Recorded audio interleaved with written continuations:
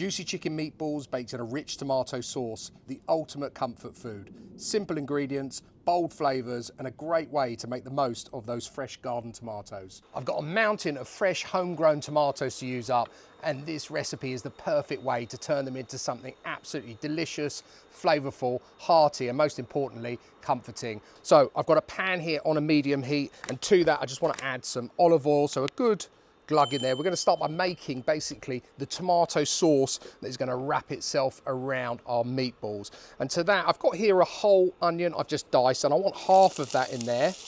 Cook those down now for about 2 minutes, just to soften them down a little bit. To that, 2 garlic cloves, and I've just sliced them. And we're now going to go in with the rest of our ingredients. And here I've got some of my tomatoes. They're going to go straight in. Pinch of sugar, a little bit of salt, bit of pepper.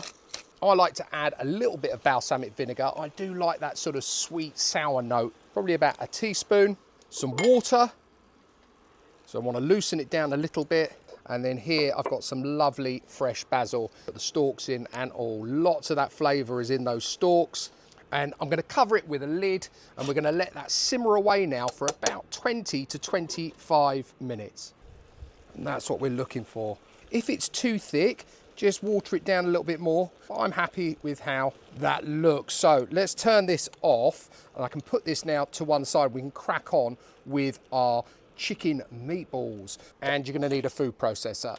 Our chicken, I've got 2 chicken fillets here. Use thighs or breast, 2 garlic cloves, which I've crushed this time, the zest of 1 lemon, half of the onions, grated parmesan, 1 egg, and that's a whole egg, 2 slices of bread here, which I've just blitzed into breadcrumbs.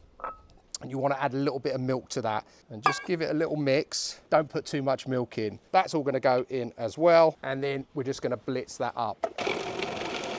Okay, that should be done. That's the texture you're after. So if you get a sort of spoon in there, you can see it holds its own. Wet your hands, but something, if you can see that, about that sort of size. And they're just going to go straight in to your dish.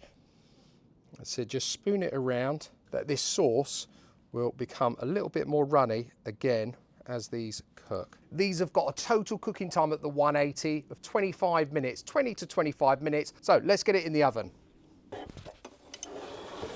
They've had 10 minutes.